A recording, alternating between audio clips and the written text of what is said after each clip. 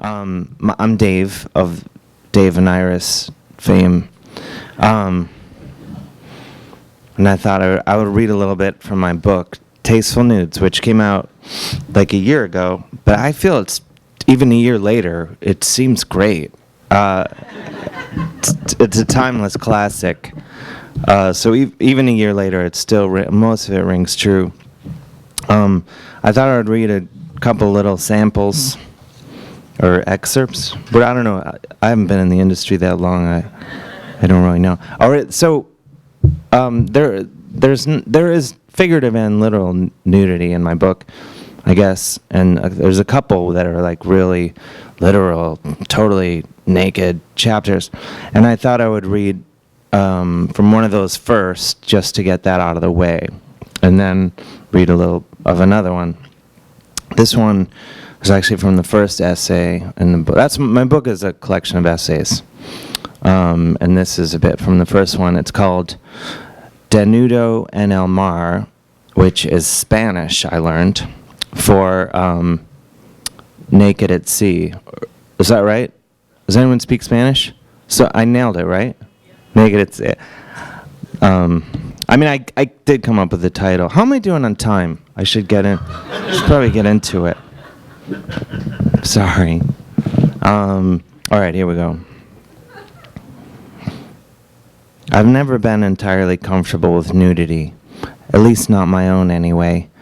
Even though I live alone, for some reason I can never get myself to sleep in the nude, no matter how many great things I hear about it, or how much I drink before bed. And I've tried a lot. And just about the only thing I can do in the bathroom with the door wide open is that thing where you look in the mirror and say Bloody Mary 3 times. When it comes to other people showcasing their goods, however, I say bring it on. In fact, you might say it's been a bit of a thing with me for some time now. I spent my childhood dreaming that some doctor or dentist would accidentally leave an old issue of Playboy in the waiting room magazine rack, or that my family would somehow stumble upon a nudist colony on one of our camping trips. And I remember being changed forever at the age of 12 when, one balmy summer day at Jones Beach, I saw one girl lose her top in the waves and another accidentally display her butt while trying to clean sand out of her bathing suit. In the car home later that day, I felt like a man, and it was awesome. The occasional brush with fate or some romantic date's poor judgment aside, I still wanted more in the nudity department. Then, as luck would have it, I was asked to cover a quote-unquote clothing-optional dinner by a now-defunct radio program. We couldn't talk anyone on our staff, or even someone not on our staff, into doing it, they told me. Then your name came up. I'll do it, I said, remaining perfectly calm. As an inquisitive and occasionally hard-hitting journalist, I felt obligated to accept. The fact that I'd be hanging out with a bunch of totally naked people and actually getting paid for it made me feel like I was creating my own destiny. It was as if I had been working toward this moment my whole life. The group behind these clothing-optional dinners held events every few months, usually in some restaurant with a spare banquet room, an open-minded wait staff, and, presumably, chairs that wipe down easily. But the stars magically aligned, and the dinner I planned to drop in on would be taking place on a small cruise ship that would sexily wend its way around New York City's sexy surrounding waters, as sexy naked people enjoyed what would undoubtedly be one sexy, sexy meal. My great-grandmother, I swear I wrote this. My great-grandfather was a sea captain, so it was almost as if my past and present had joined forces to give me what would undoubtedly be one of the greatest and most important nights of my life. I was born to be on that boat, damn it. It was a rainy evening as I hopped in a cab headed for the water with John, a tech guy the radio show sent along with me to record everything the naked people and I said, and my friend Lucy, who was coming along for both emotional support and in hopes that this naked cruise was going to be every bit as awesome as I kept telling her it would be.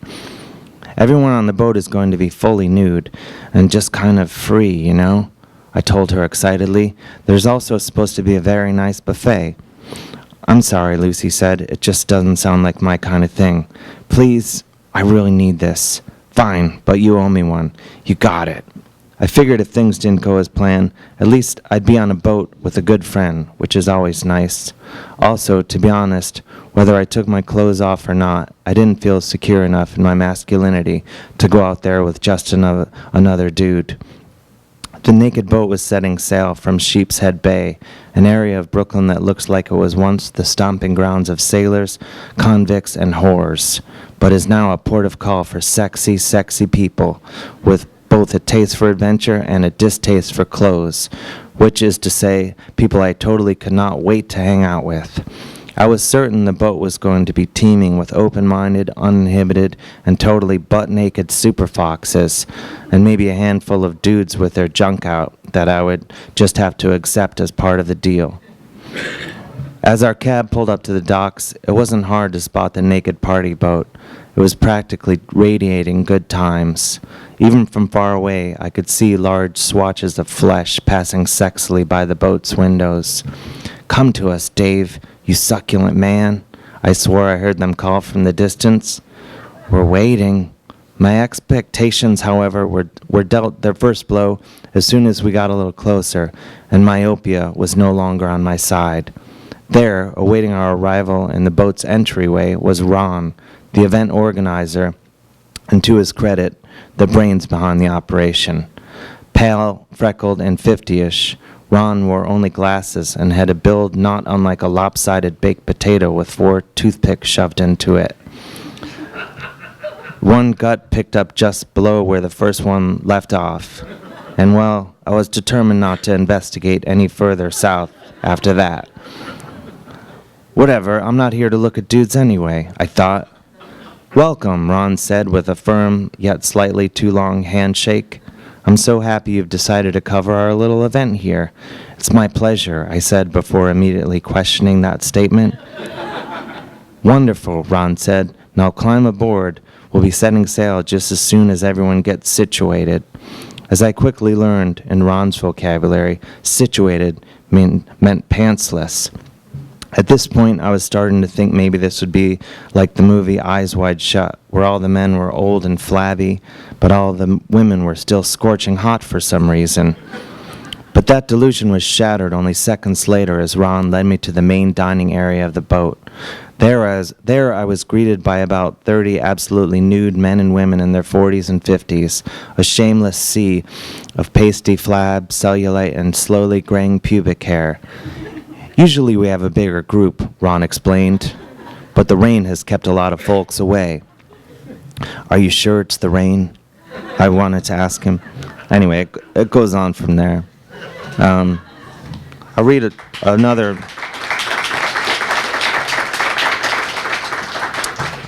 another tiny short thing that is not, there aren't any naked people in it. Did someone say ah? There's other naked stuff. There's like just enough. There's a little profanity and nudity in the book just to keep the eyes moving across the page to get to the important stuff.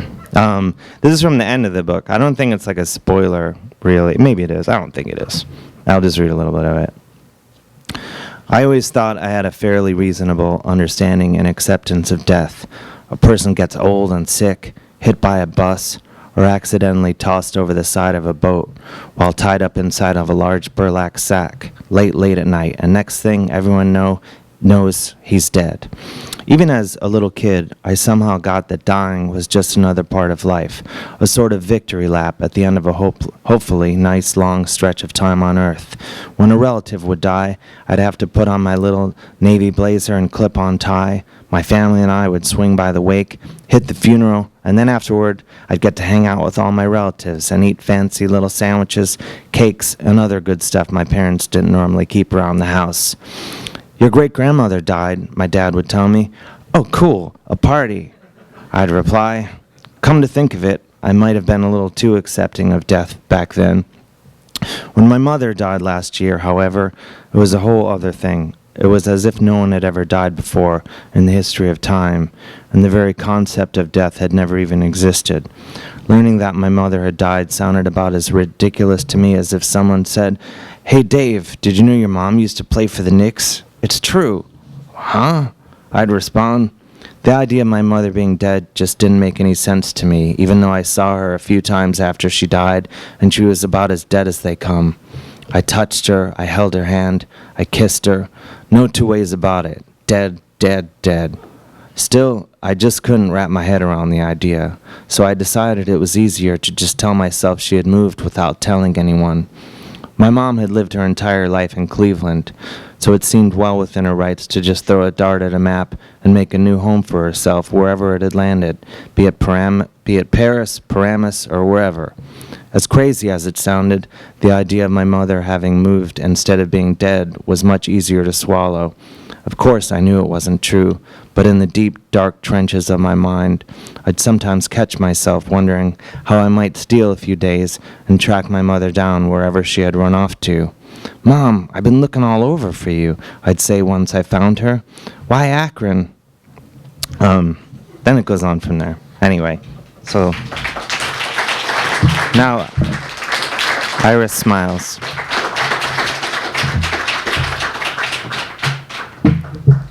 Thank you, Dave. That was lovely and funny and touching. Can you hear me? Should I speak softer? Okay. Well, in keeping with the tradition that we've established, I'm going to read something from my book. And then maybe Dave and I will have a little talk. But first, I'd just like to thank you all for coming tonight.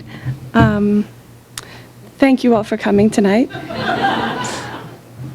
Okay, so my book is called Iris Has Free Time, and I wrote it. And it's basically about a young woman trying to navigate her 20s. Kind of, I guess, it begins after college graduation, and it follows through the wasteland of the 20s, or however you see that fabulous glittering wasteland. And so I'm going to read something from the prologue, which is where Iris has just survived a disastrous job interview, her first. And so she begins reflecting on her college internship and how she ended up where she is, and what brings her to her next scheme of so that she never has to go on another job interview again, is to start her own business of selling T-shirts. Iris is slightly like me, so I happen to have some T-shirts in the back for you all, and I hope that by taking some of these T-shirts home, you'll kind of maybe lift the curse that's been on me for all these years, carrying them from place to place like an albatross, heavy on my neck, having to explain this story. So please enjoy. They're really cool T-shirts. Anyway, okay. Most students take on internships as a means of gaining professional experience while making a good impression on a prospective boss, hoping to leave. Oops, I started in the wrong place. I'll start here. That's just a preview. That's what that's what Hollywood does to get you excited. Now I'm going to go back. Okay. If an internship is a way of getting one's foot in the door, I used mine to wedge my whole body in before passing out drunk inside. Often, after discovering I'd locked myself out of my apartment, I went to the new Condé Nast building in Times Square, where the New Yorker's offices had just moved, and where I'd been given my very own electronic key. I knew better than to waste another hour knocking on my apartment door. My roommate May was inside, but in her deep pill-induced sleep, she never heard my knocks. The first time this happened, I tried crashing in the lobby of the nearby Holiday Inn. I had just begun to fall asleep when a security guard informed me I had to leave. I explained that I lived next door, that I'd locked myself out, but he gave me the boot anyway, confusing my winter jacket with its fashion statement safety pins for the shabby coverings of a teenage runaway. I went next into a nearby 24-hour diner where I slept upright with a chicken finger in my hand. The waiter said I could stay only so long as I was eating, which is why at 5 a.m., having accidentally loosened my grip on the chicken finger, I was forced to make my way to 4 Times Square. Wandering into the cartoon lounge, where Bob Mankoff, the cartoon editor, met with the magazine's regular contributors every Tuesday, I slipped off my shoes, stretched out on the sofa, and settled in for a brief nap. Responsible to a fault, I first left a note on Jed's desk. Jed was my boyfriend and the editorial assistant to the photo editor.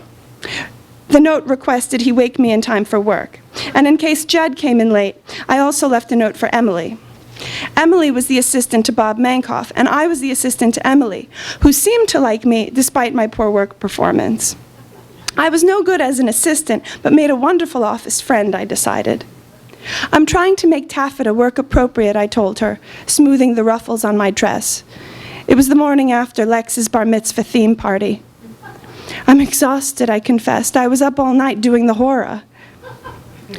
Taking my cues from Charles Bukowski and various romantic comedies in which career girls discuss their love lives at the water cooler, I spent most of the workday nursing a hangover and regaling Emily of my adventures with the men in the office, specifically Jed, before he became my boyfriend.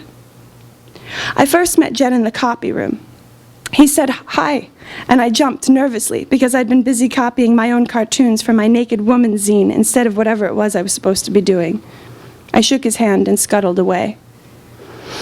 Then I ran into him again in the magazine's archives while I was retrieving old cartoons to photocopy for my personal scrapbook. His hello startled me just as it had the first time, and I raced back to my cubicle. The next time he caught up with me was in the kitchen. I was wedged between the refrigerator and the coffee machine, trying inconspicuously to transfer the contents of a Colt 45 into a paper cup. He said hi, and I began to sweat profusely, terrified the jig was up, when he asked me out. I said okay just to get him off my back, finished pouring my coffee, and left to hand out the faxes. Later that day, Emily charged me with the difficult task of handwriting the addresses on a whole pile of outgoing mail. As I drank more coffee, my voice grew louder and my handwriting larger and loopier. After laughing at my description of Jed's proposal in the kitchen earlier, Emily gently suggested that I write a little smaller. "Perhaps you could write the address on only the middle of the envelope," she said sweetly, "rather than using all 8 by 11 inches. "No problem," I said, scrutinizing her envelope, the one she just addressed to serve as a model. It looked much different than my previous 25, which, when I looked again, well resembled the crumpled bar napkins ruined with poems that always turned up in purse and pocket after a night out. "If that's how you like it," I said, as if it were a discrepancy in taste and not sanity. Most students take on internships as a means of gaining professional experience while making a good impression on a prospective boss, hoping to leave with the promise of a future job, if not a recommendation for a comparable job elsewhere. During my brief time at The New Yorker, I was careful to acquire no new skills and stealthily avoided all of my superiors, behaving instead as if I were crashing a party. Though I'd worked really hard to get my internship at The New Yorker, I'm not sure what my purpose was once I actually got there. I had no interest in publishing, really. It just seemed like a cool place to hang out for a semester, an interesting alternative to another literature or philosophy class, maybe a new spot to meet guys. Though I thought often about the future, spinning fantasies my favorite pastime, it was never something I planned. I would be a great writer, a famous artist, a cartoonist on the side. I didn't need to worry about how, because destiny would take care of that for me. Fate is character, the ancient Greeks said, and people were always remarking on what a character I was. In the meantime, I enjoyed drawing cartoons, what I did in class while everyone else took notes, so I figured the cartoon department would be a fun place to kill time. I did not try to get the attention of Bob Mankoff, the cartoon editor who, had he liked me, might have offered me a job upon graduation, or at least offered to glance at my cartoons.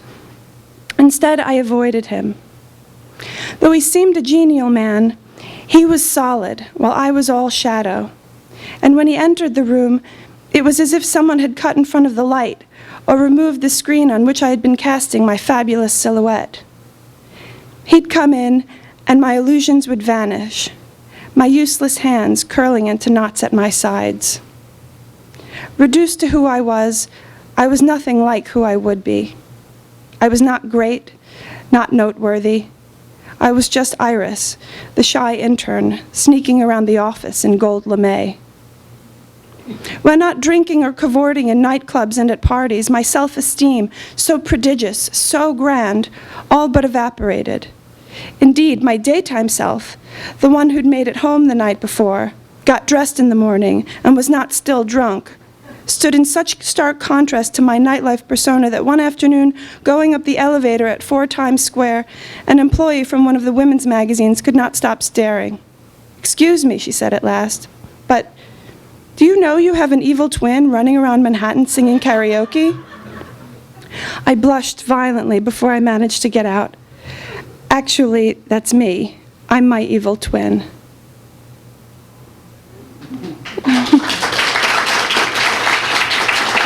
I'll just stop there. I'll stop there, but just say, that's why I couldn't find a job after college. Hence the t-shirts. Okay.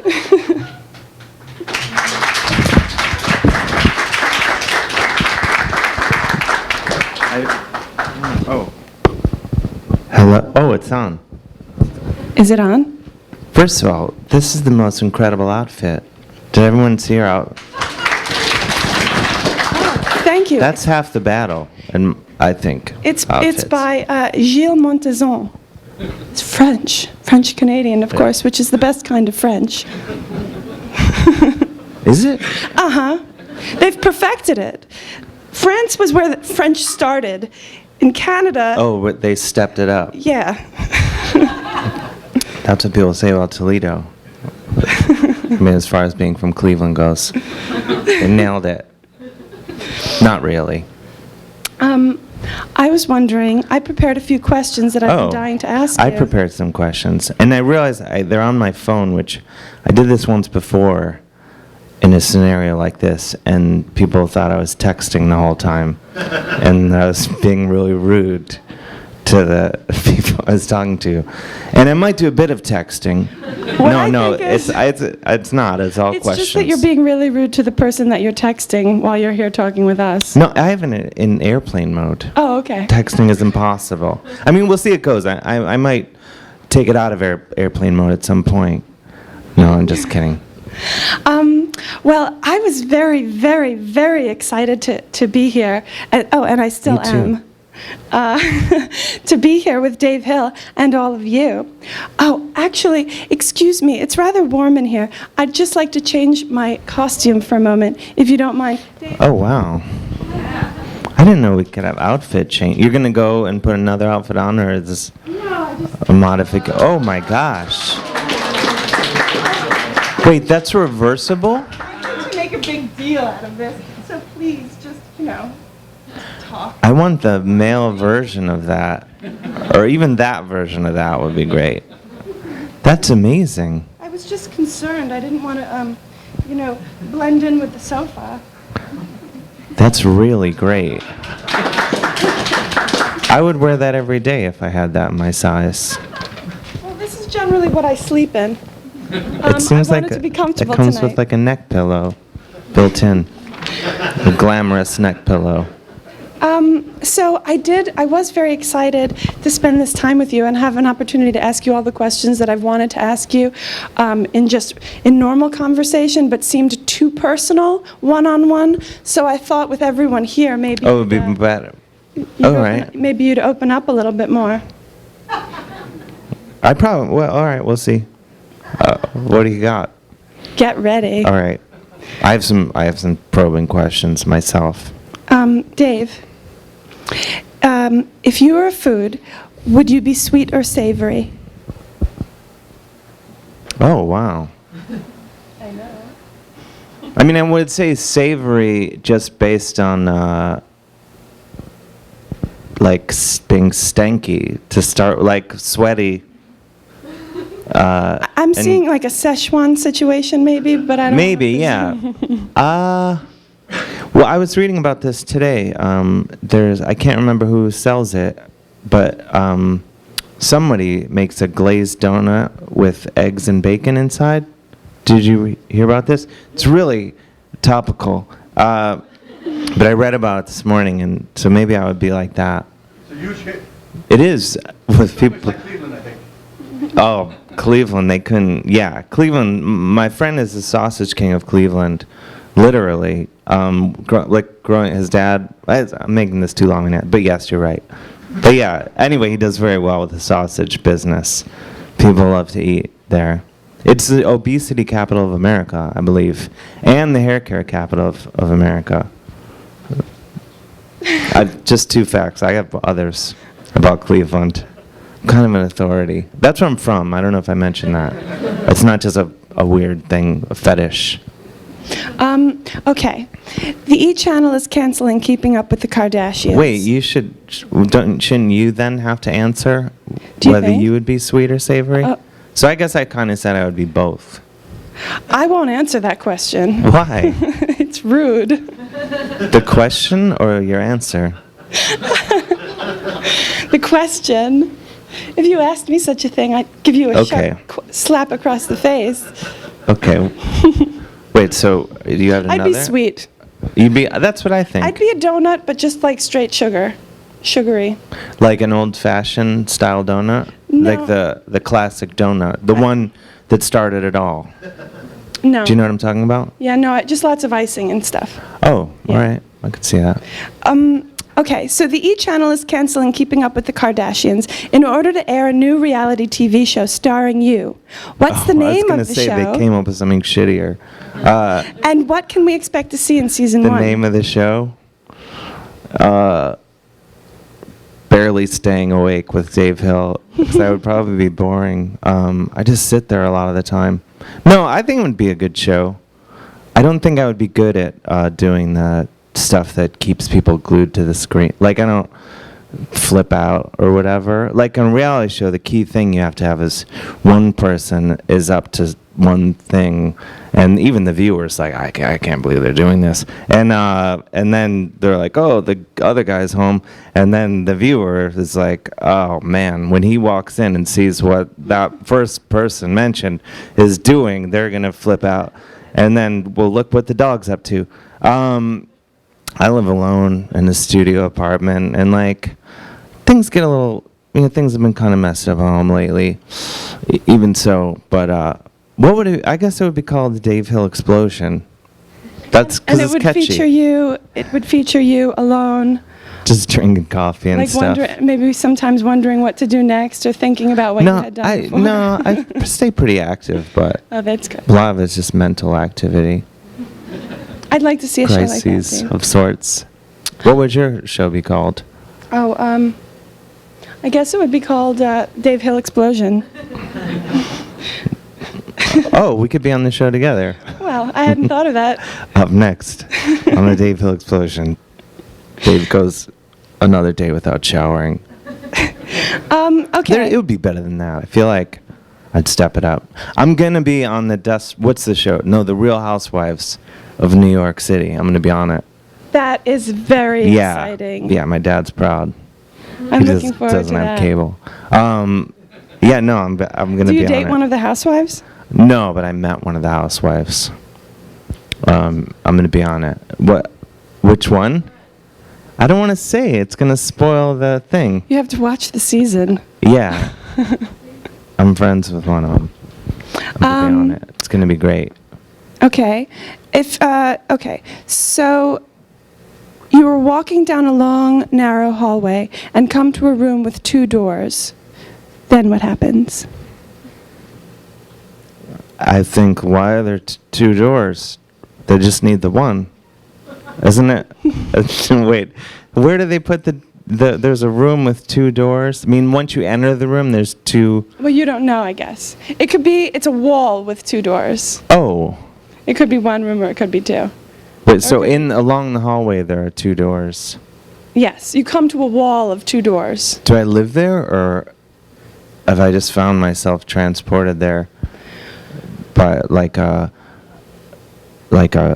secret underground mole society, easily given, handing out their own swift brand of justice? Yes. Oh, I'd probably go through the right one first.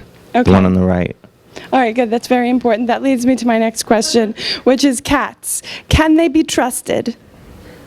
I was just talking about this.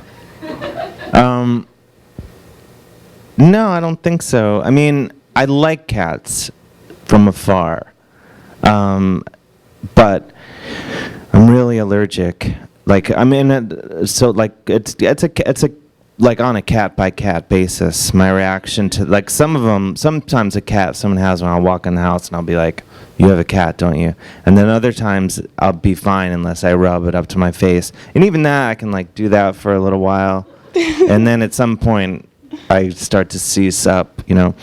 But I will say, cats. I don't, you know, I'm not going to be disparaging about their character. I love that they just dart around and run in another room for no apparent reason. That's adorable. But they walk in a box of their own piss and shit, and then walk all over your stuff. Why would you keep that around?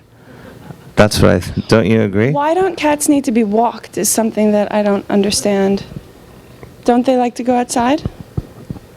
I think they actually like to go outside more than dogs, so much that they rarely come back. They just keep going. Oh, so they're really being kept. So they're not so much pets as captives. I think so. I think there's a bit more of that going on. Well, they can fend for themselves better. Yeah. Like they get a mouse every couple weeks. They're fine. Okay, so my last. I love dogs, though. My last question. I want to get a Newfoundland. And this is rather personal, but given that your book is These called. have all been really personal. Yeah. Well, I get right to the heart of it. Given that your book is called Tasteful Nudes, would you like to tell everyone about the first woman you saw naked? You don't have to name her or describe her, but you could just tell us. No, I'll call her. You mean, with the exception of my mother, I guess? I'm guessing that would be the first one, I think. Or do you want to know, like how naked? When were you like, wow, there's a woman naked? I guess probably in high school. I'm not proud of this. Were you suspended for this? No, no, but I'm from Cleveland, thank you. And in Cleveland, there were, I went to an all-boys Catholic high school, so, and I don't know if this probably factored into it, but we didn't have access to females really that much, because it was just all boys. I mean, we knew that there were some girls, and some guys knew girls, but I didn't really know any, which is hard to believe looking at me now. No, I don't know. But there were these, I guess, strip joints, they would be called, near our high school. The high school was in a rough section of town, and if you drove down, I don't do this that much anymore that much, but I'm just being honest with you. And you would go, and there'd be these places, and you would go in, and they didn't serve alcohol because the law in Ohio was that if they served alcohol, they had to keep their pants on. And these places thought, well, I think the kind of guys that come to this place, they don't like pants, underwear, or whatever. So that's probably the first place. We went in there, and it was horrifying, to be honest. I mean, it was awesome. But then you start to go like, this is kind of gross. Like, and then, after 10 or 15 times, you get used to it. Start to learn people's names and everything. No, but I guess that was probably the first time I saw like a fully naked woman, like with all the lights on, and me getting on my little Velcro wallet, and yeah, I guess that would be it. When was the first time you saw a naked lady? Do you mean in person, right? Because if you want to go by like cable TV, well, you could like unscramble when there's cable boxes, and you like if I get it right between this number and this number, that I swear the Playboy channel comes on like unscrambled, because they used to just scramble in the 80s. Do you know about this? Yeah. So that would be too. I remember one It time. never did get unscrambled, though. I remember one time there was, every once in a while, like something would happen and you'd get like 2 weeks bliss of like HBO. There would be some mix-up. Yeah. Or so one time there was like somehow the Playboy channel came through, and Yeah. it was like we had this babysitter in the summer while my parents were working, and when she'd come over, we'd watch we watched Dr. Ruth. Remember, sex therapist? And the other thing is I remember seeing the Playboy channel, specifically Playboy's bloopers and practical jokes. They had their own version. And I just have this image in my mind of these naked women jumping on a trampoline. I don't remember how that was a practical joke, or it was hard. The writing, I guess, was not that strong. It's hard to get a blooper out of it because their pants have already fallen down. Yeah. The main thing that makes a blooper. Yeah. So I guess that was maybe the first time I saw a woman naked. But having been an athlete growing up, I saw girls naked all the time in the locker room. Older girls. Oh, wow. Yeah. Now that I'm thinking about it, there was always, when I grew up, there, you would walk through the woods and then you would happen upon like a Playboy magazine that was like dropped from heaven somehow. And you'd be walking along and be like, oh my gosh, I can't believe this. Like, we must tell no one of this. Let's meet here tonight at midnight or whatever. But it was probably like some other kids that stole it from their dad or whatever. And we would happen upon that stuff. But I always had such Catholic guilt from that. We'd go back, after the 10th or 12th time, we should probably tell our parents we found something inappropriate in the woods and tell them we threw it out so they'll be proud of us. What a horrible way to live. What was the question? You answered it, yeah. I have some important questions. Oh, okay. Your questions are better, though. I don't, there's no better My questions are Dave. horrible compared. I'm sure your questions are Because mine very are good, Dave. book-related kind of questions. Ugh. Which aren't as good. Wait, you didn't answer any of your questions back. My questions are horrible. I think I did. Did I have any more questions for you? There was one thing that I don't, maybe you can answer this. No, you don't have to. But I was wondering about, if you don't know the answer to this, maybe someone else can help me. In Chinese food, there's this weird, comb-shaped vegetable that sometimes, gets in there. It's shaped like a cone, and it's really... Oh, a cone. A comb. Like a hair comb. I don't know if they cut it that way, or if it's just born that, it just comes into being that way. But it's always freaked me out, and I've always wondered, with good what reason. is that? So what...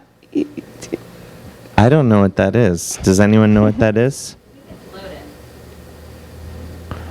And are lotus, is that what they look like in nature, or do they No, lotus is the one, it's round. Yeah. Maybe, is that the one? I don't like those lotus things. They're kind of gross. They're like the potato of Chinese food. I like potatoes, don't get me, but they kind of throw them, let's throw some lotus in there, and not any shrimp like you asked for. My question's bad, but you wrote should I ask it? It's a real serious book-related question. It's a hard-hitting question. Well, No, it's kind of a softball, and then they get really hard-hitting. You wrote, your book you describe it as autobiographical fiction. Why did you choose to do that as opposed to writing a memoir like so many of the young people today? Well, for a variety of reasons, but I think that the difference between memoir and fiction is that, or with this book and a memoir, is that this book is kind of born out of real experiences in my life and people that I've known. But my aim is not to record things what happened, but to just draw from them and kind of use it to tell the stories and to explore the themes that I wanted to explore. So my loyalty is more to the story and the theme than it is to any people that I have drawn from. And also, I guess I'm just very old-fashioned, and I think, while memoir is the thing now, 50 years ago, the same books would have been, published perhaps as fiction, because there's some kind of, you just do the reverse lie. I mean, I think a lot of memoirists get called out when they're, when people find out that they've exaggerated. For example, I read an article about someone fact-checking David Sedaris, and go ahead, I'm sorry. Yeah, so I just wanted to have more freedom to just write the book that I wanted to write. And yeah, and I guess I wasn't interested in chronicling. It began with me not being interested in chronicling my life, but writing about certain themes. And I just, writing what I know about these themes, I had a lot of good stories to add to it. Mm-hmm. So where does the line blur? Like, or do you decide at any point, or is it sort of an aggregate of you, the young, real Iris, and other people you know, forming a composite Iris in quotes? Or I can't even keep track of this question. No. Well, I think you see my point. But yes. Yeah, how do you decide like what's what? Well, I think it gets very confusing after you publish something, certainly with people who recognize themselves or things that they've said or did in the book, because what's funny is sometimes they assume or they claim behavior and lines that they've never actually said that I've written, and deny other things that maybe they actually have said, but it becomes confusing. Has anyone got mad at you? Like come after you? I can't believe you wrote that. No, not yet. I mean, maybe they're just ignoring me. Maybe they're here tonight. Yeah, maybe they're waiting for me. After the store closes. In terms and of they're pulling the gate down. You're scared. And I don't know why you stayed that late, but in my mind, the way this is going to play out. I'm all alone in my coat. Only my coat to protect me.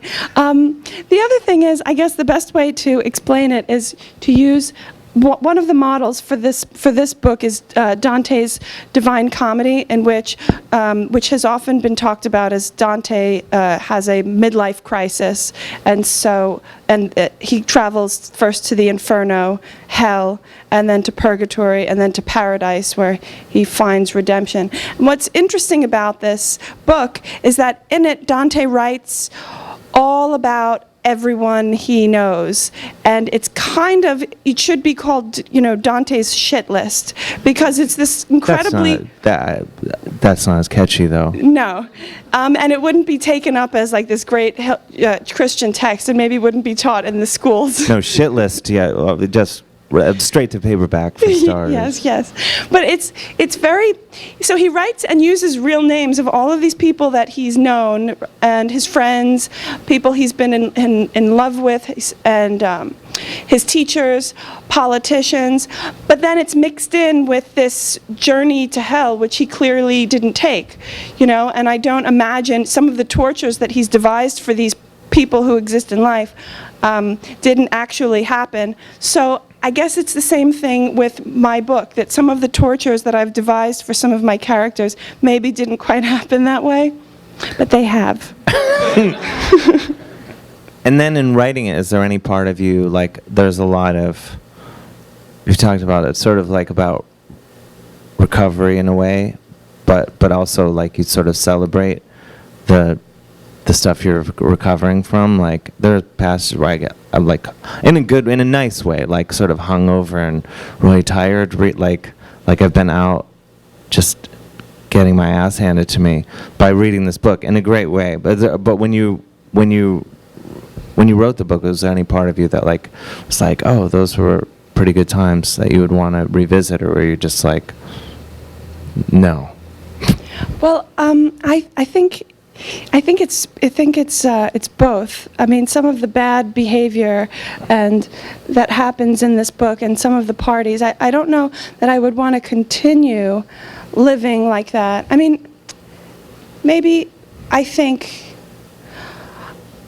maybe many people feel this way about their youth or about their past, that there were some great times, but you don't necessarily, you don't want to be climbing trees forever. But you don't regret climbing the tree even though, you may have fallen down and broken some bones. Or in this case, having gotten very drunk and made a whole mess of quite a few years, it was a fun mess. And that's what I did instead, so that's what I built, that's what I created. So I'm very proud of all of my mistakes because I made them, and I'm a creative person, so here are my mistakes. Hopefully, going forward, I'll make things other than mistakes. And I hope this book is the beginning of that. The book is fabulous. And the jacket. Thank you. Coat. Thank you. Do you think that people in New York in their 20s now, what do you think of them? Like, do they have it easier or harder? I'm not sure if Than they you. have it easier or harder, but I notice that they're very loud and poorly behaved, and these You're kids talking with the today, junior high kids at like 3 o'clock on the subway. No, I'm Isn't that the talking about- worst part of living in New York?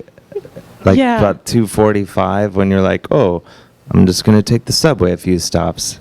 I'm sorry, I'm going off on No, I know what you mean because I used to be a teacher, and having to get after being in the room with the kids and then get on the subway with the kids, it was just worst.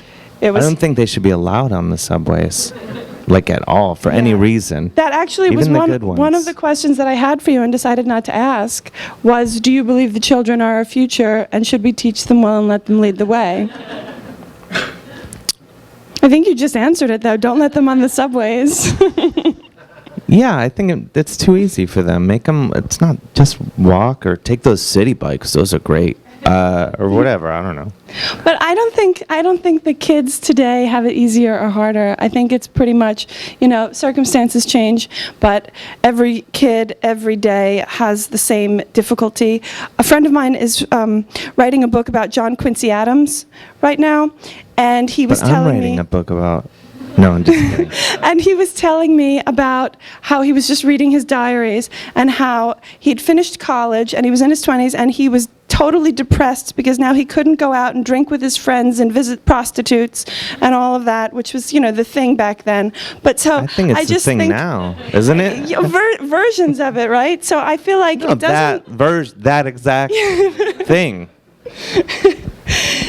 Yeah. So I feel like nothing's really new. Maybe just the phone versus like an oil lamp. Yeah. But and maybe what the prostitutes are wearing. Well, You would know more about that, the fashions of. Of prostitutes? I'm assuming from what you said. Well, there is an essay about prostitutes in my book. One essay. Well, one essay about one prostitute. I remember. Mm-hmm. But it's not, it's not dirty or anything. She was a prostitute out of her context. Yes, exactly. I encourage you all to read Dave Hill's Tasteful Nudes, by the I way. encourage everyone to read Iris Has Free Time. At this time, Oh. I believe that Iris and Dave can take one or two audience questions if anybody has any for them. Yeah, there. I have one for Iris. As far as your writing process went for Iris Has Free Time, did you start out with the idea for a novel, or did you have some essays, or what was the beginning process of it like?